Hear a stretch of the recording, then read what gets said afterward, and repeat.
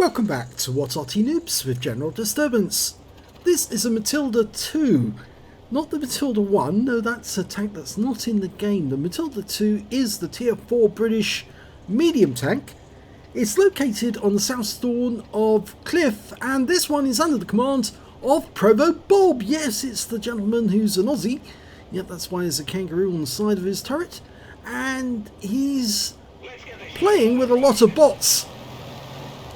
Well, there are some bots in this game, but there are also some real players.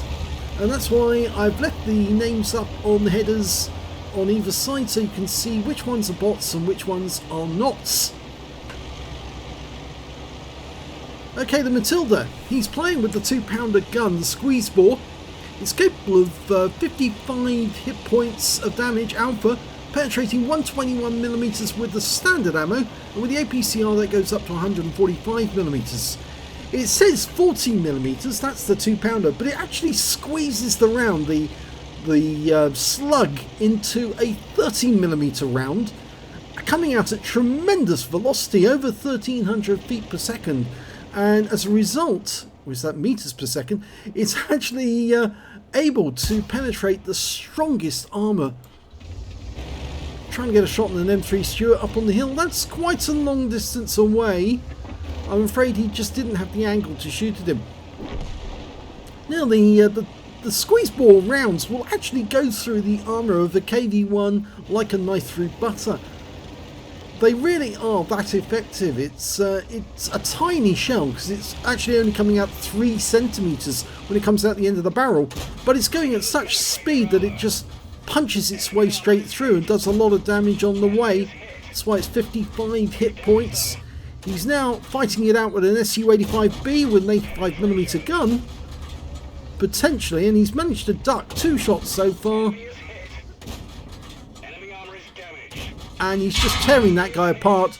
Unfortunately, he doesn't get the kill shot on the SU-85, but if he goes around the corner, he will. That Panzer 1C just couldn't pen, but the SU-85, well, he finished him off.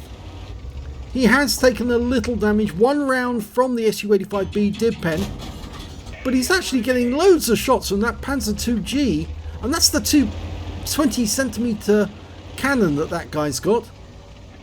Only does very little damage, but it's actually doing no damage at all because he's not actually penning. He just dislodged the tracks, that's all. But you can see he's being torn to shreds. 1 more shell, and he's got the kill. In fact, he's taken so many rounds, not just from the SU-85B and also from that Panzer 2G, that he now qualifies for a steel wall if he survives the battle. He's blocked the most damage overall. Mind you, whether or not he'll get it, I don't know, because it might be that somebody else will block more damage.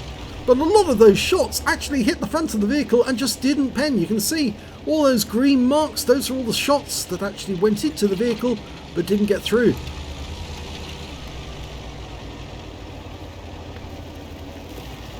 Okay, he's coming up in such a way so he can get gun depression by shooting over the sides of the vehicle. And the first target he sees is a Cruiser 3, starts going to work on him. That's a bot, and he's just tearing him to pieces. More hits, and he gets the kill. Next target, Panzer 38T, just behind those columns. That's also another bot.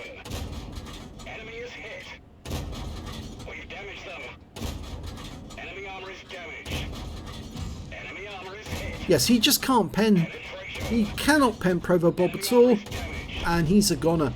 That's his 4th kill of the game so far. Now the enemy is only losing by 1 tank, and that suggests that, well, our bots haven't been as good as their bots. They're just as likely to die. And a number of enemy tanks have actually managed to make it round the lighthouse and are coming down towards our cap area from the east side of the map. There's the M3 Stuart. I don't think we can penetrate that column. It's an immovable or indestructible column. The M3 is a real player. The Keeney to the right, to the left rather, is not. That's a bot. There's also a Type 91 within sight, and that guy is a bot. M3 is going up onto the cliff again, onto the lighthouse. And there's the big problem. The guys have actually come around, one of whom is a Hetzer. That's a real player. And the Type 91, that's a bot. There's the real player. It looks like our guys up on top are firing rounds into them. In fact, the Hetzer's gone and the Type 91's gone. In fact, it was our platoon mate in the M8A1 who got the kill. There's only one enemy left now. It's the M3 Stuart right up on top of the hill. And he's just been killed. And that ends the game with a victory. So how well did ProvoBob do in this game, and how well did his teammate go in, that was Kovacs in the M8A1. Let's have a look at the end of battle results. Well, it was a pretty good game actually for ProvoBob, although he only got a second class tanker. He did get a fighter badge for getting at least 4 kills. He did get 4 exactly. A shell proof for blocking more damage than hit points for his own vehicle, a duelist for taking down 2 tanks who damaged him, and a fire for effect for doing more damage than hit points for his own vehicle. He got a cool headed courtesy of that Panzer II-G, which kept firing rounds at him, which just kept bouncing off, and you'd think if he learned that they were bouncing off, he'd just run away and try and take on another enemy somewhere else, but instead he just sat there and took it until he was wiped out. He also got a brothers in arms because both him and Kovacs managed to get at least 3 kills each. In fact, they both ended up with 4 kills, and he got the high caliber for dealing the most damage in the game and a steel wall for blocking the most damage in the game. And ProvoBob also got a win rate of 10,007, which is super unicum and a bit more. Let's have a look at the team score.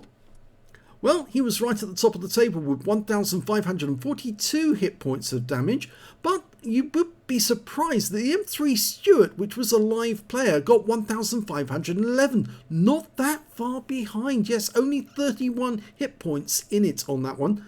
Whereas Kovacs, or at least that was the name that was actually given, I think this is his real name, he managed to get 1,154 hit points of damage. That's the 3rd highest damage, and he also picked up an brothers in arms in the M8A1.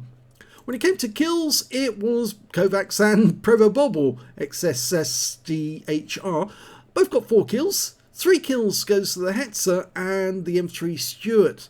And when it came to base XP, it was actually the Panzer S35 who did the best, 1,169, and 733 went to ProvoBob, 475 went to the Hetzer. And well, XSDHR, so I'm actually calling him now, we'll call him Dave, 454, so he wasn't too far behind the Hetzer.